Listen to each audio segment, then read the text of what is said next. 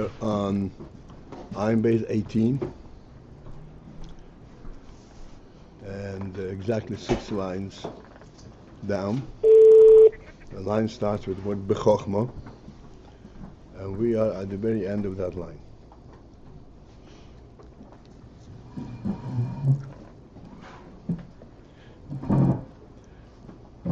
So we're discussing the principle that there are madregis in the oir,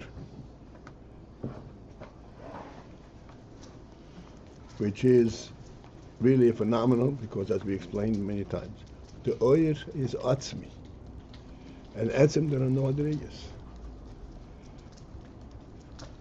What then is the meaning that there's madregis in the oir?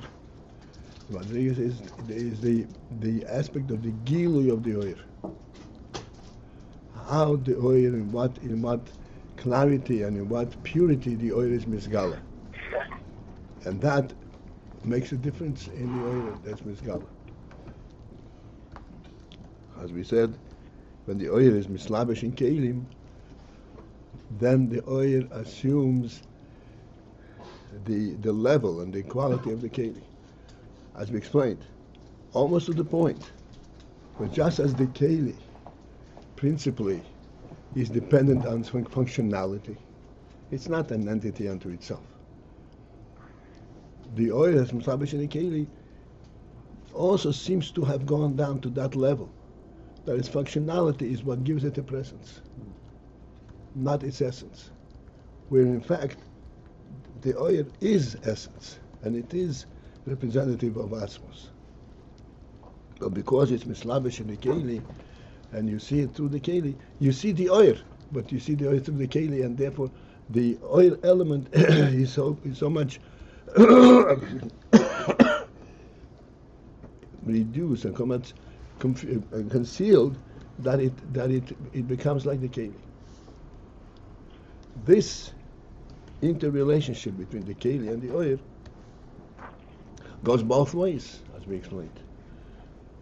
The oil is reduced, but then also the keli, also by accepting the oil, the keli becomes refined, and the more refined the keli, the brighter and the clearer and the purer the oil that comes through it. Again, what is the purity of oil? Purity of oil is where the oil is recognized without the need of explaining its functionality. Has a fundamental truth.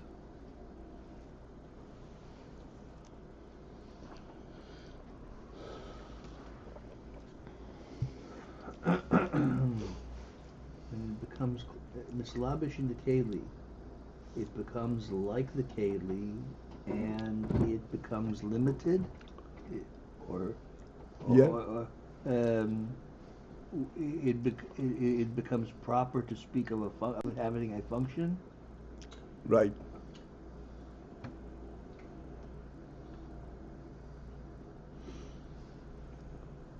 Although, as we explained, it remains oir, which means it remains an essential truth.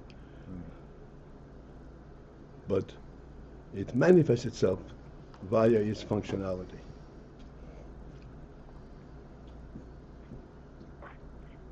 Can we relate to this? I want to give a mashal every time we come to this. I mean, it's not a mashal, it's a demonstration of the phenomenon. Human amenities in a home, table and chair, have a functional level. But then there is a human element in this also. Not just a functional level.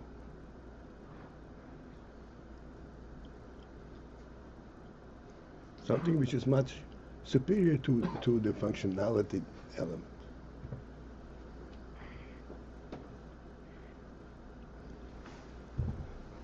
Do we get that? Now, the table and chair are not just conveniences, which is a functionality. It's a sense of respect of the reality of the person.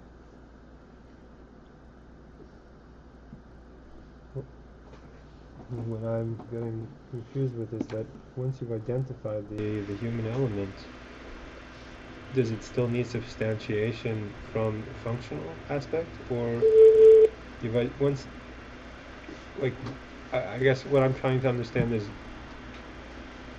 it's ore, but we're saying that the ore, when it descends to such a level that it becomes in a keli, then it needs substantiation from a functional aspect.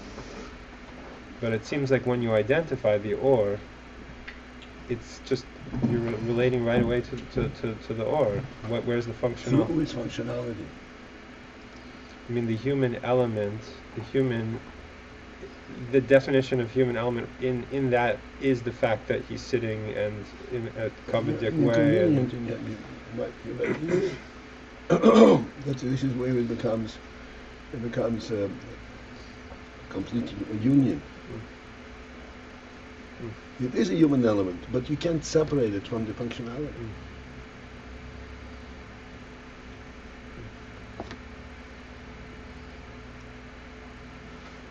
You won't believe what comes to mind when I said this. You know, there is the napkins or the hand tissues, the wipes that are made in the double fold, in a C fold.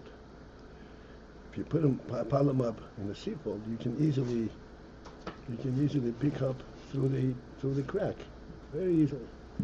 So then you have the genius who piles them up upside down. And he hides a seafold underneath. It's the same thing. You have the functionality there, but it's completely concealed. You have to be a genius to do that.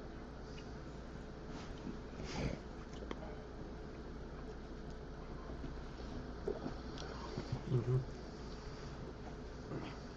Are you saying that each piece of furniture has a specific function, and it is the fact that they are in a home that reflects the atzmus of the home, of the atzmus of the owner? Yes. All right. It's not just that there are there's furnishings in general in the home. I don't think your cat will appreciate a chair. Right. Right.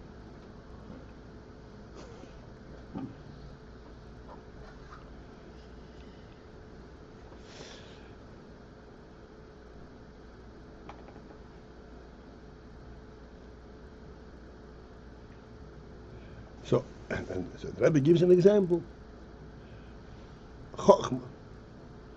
When in chochmah the keli is so refined and so fine, so imperceptible that you hardly see a keli, and that's why the oil comes right through as the reality with its full impact, with its full reality.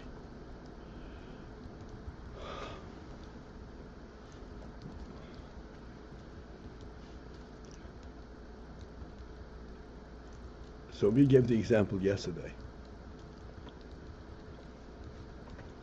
of a cup, an empty cup, and a cup with coffee in it.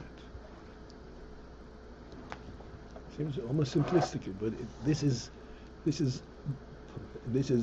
the human intelligence that is playing all the time. We don't even realize it.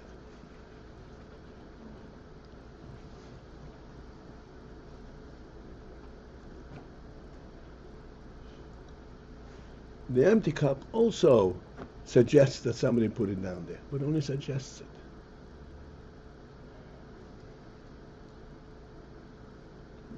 Because there's a presence of the cup, and there is no way it could have gotten there on its own. So it's the whole process.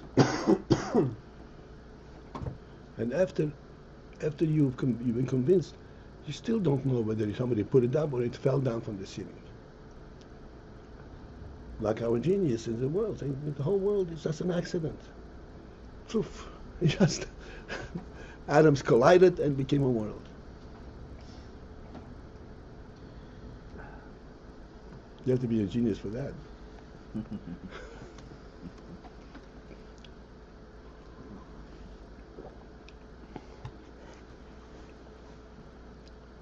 You have to be a genius to see a cup of coffee on the table and question, "Hey, what's that about?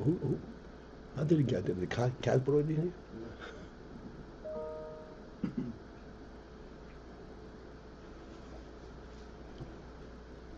Okay. Okay, so at the end of the line that begins with the word bechochmah. And this is 6 lines from the top. Bechein, similarly, on a more general level, bemoichin ha'geloi beyoiser mimidas. In moichin, in general, all moichin, but it's chochmah, bina or das. Ha'gilui, the gilui oir, the gilui of the nefesh, is beyoiser mi b'midas, is greater than it is in midas.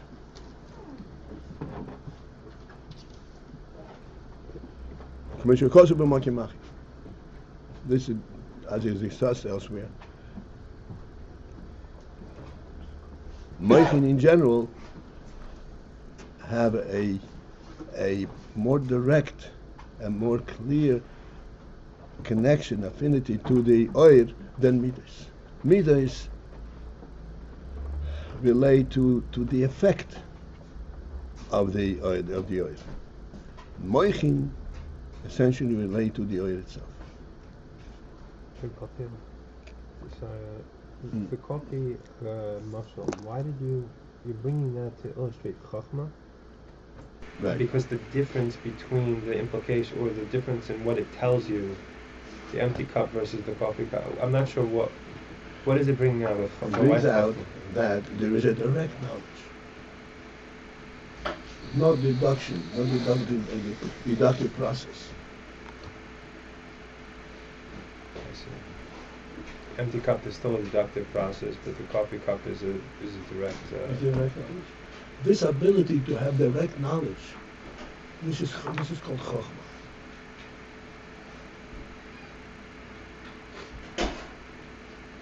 Knowledge, you know something because you know it. How do you know it? What brought you to know it? You have to be blind not to know it.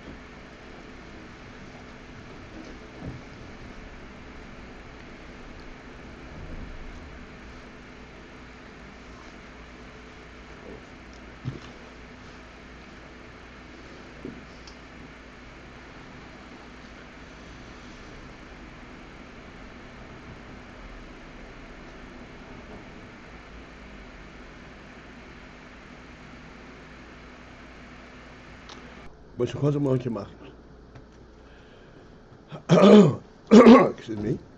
The calls this entire phenomenon, like we singled out chochmah, and then we distinguish between moichin and midas in general. This, I think, is quite obvious. Moichin and midas. Moichin is objective, and midas are subjective. Subjective means I know it because it makes a difference to me.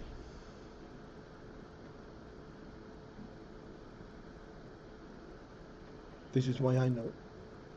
Objective, again, is a kind of a miracle knowledge.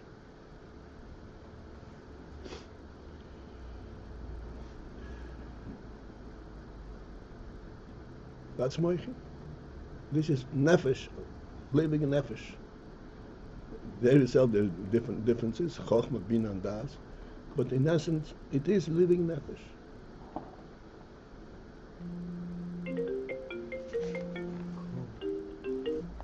What's the Russian? The kol zeh shaykh what? What? Boy pnimi. Oh. I didn't go through this here. The kol zeh shaykh, this whole presentation,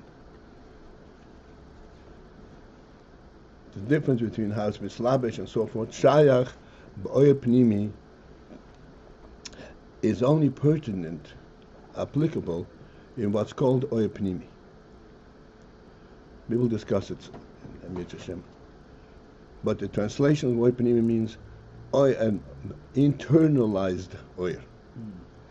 Sheyesh chilukim beifane hagilui, where there are differences beifane hagilui in the manner in which it comes forth. The fiyarach hakli, which means that alefiyarach hakli, according to the measure of the kli, according to the quality of the kli, meir or misgala b'hoir. This is how the oil will be misgala.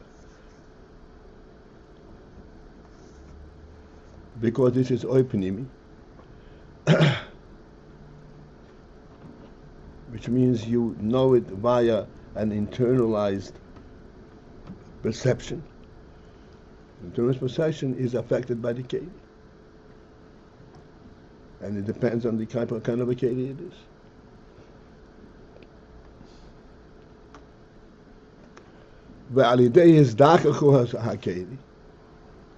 And then, as a result of his dachachus hakeli, of further refinement of the keli, meir begilu yesir, then the oil will shine with greater clarity and greater manifestation.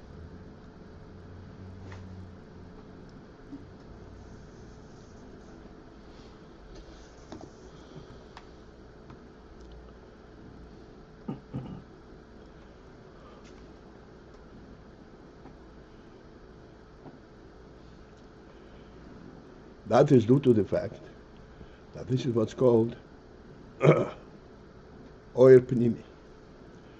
Oir panimi means that the oir, as we said, is mislabesh and interacts with the keli.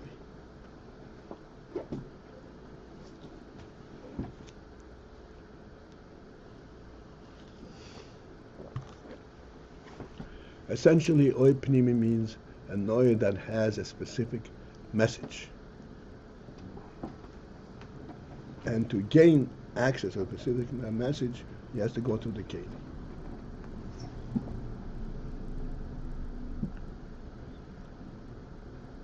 Let's go back to our cup, or to any aspect that we identified as a human aspect.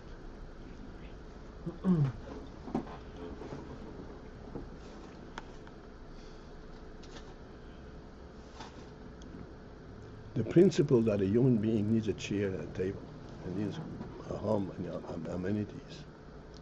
Yes, it does manifest a human quality. But there is a higher essential element in this. That is not mislabish in the cave.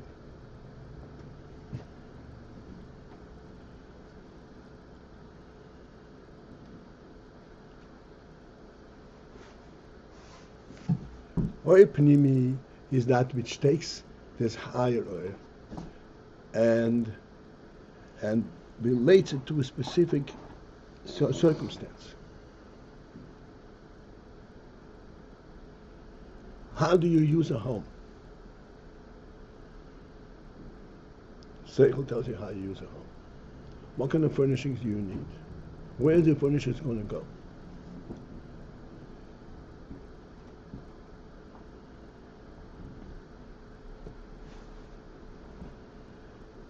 All of these questions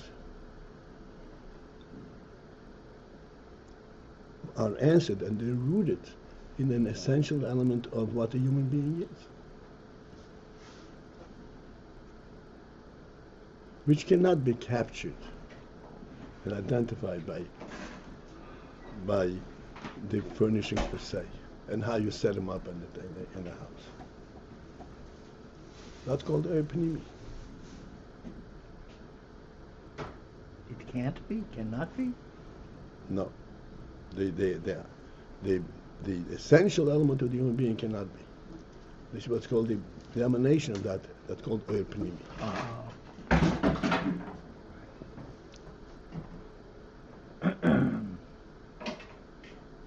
But it expresses that there's an or. Yo, just one second.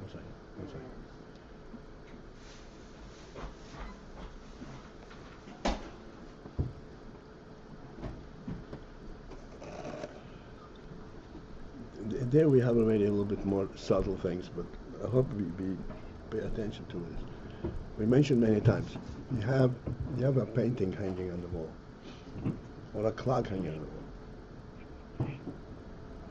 In addition to the clock being on the wall, it has to be in the proper place and in the proper angle.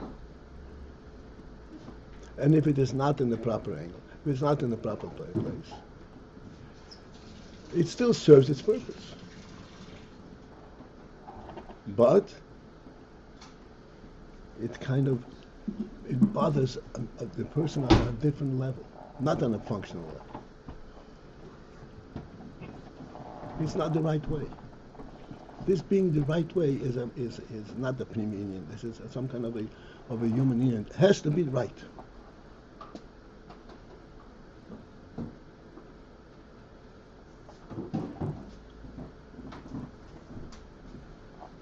There you have something which is not mislavish in an Pnimi, and it cannot be captured by it. Why does it bother you if this painting is a little bit on an angle? The message is there.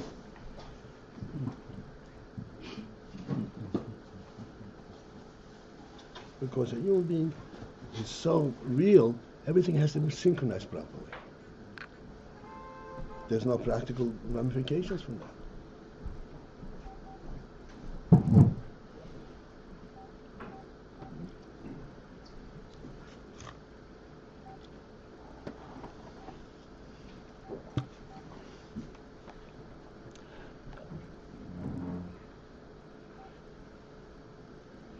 But in the Pnimi, there are differences. Okay, so let's go back to this. This element, that everything has to be right from a human perspective, makes no difference whether it is a clock or a painting or a chair out of place. This is beyond aesthetics? With me? In other words, aesthetics. It's aesthetic, right? It's that wouldn't be considered Opanimi, is it? It's not right. There's or no practical ramifications whatsoever.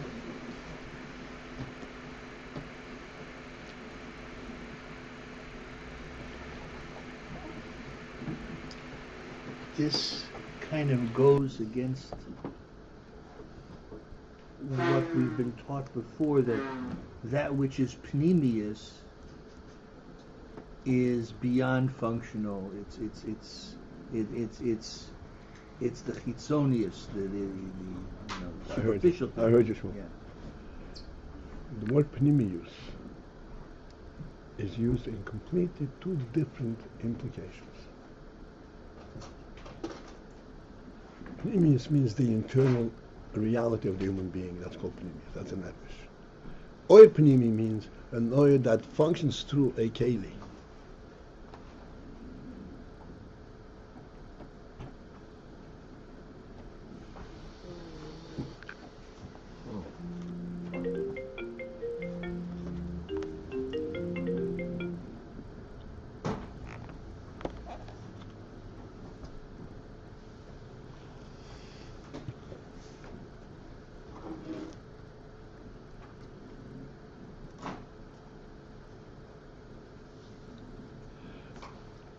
So in Oy Pnimi, the more refined the keli is, the greater clarity and brightness is in the oil.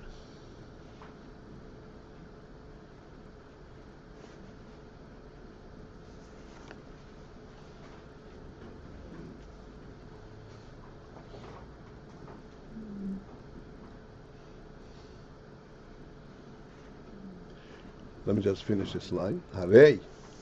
Thus we see, Shehoy Datzilus, that the oil that's in Datzilus, who bivchinas Yislapshus Mamash Bakel,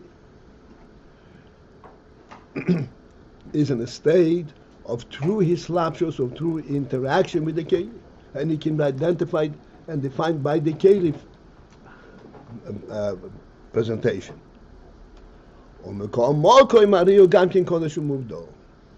This is the important thing. While it is in the keli, it still remains an element of oir and kodesh umuvdo.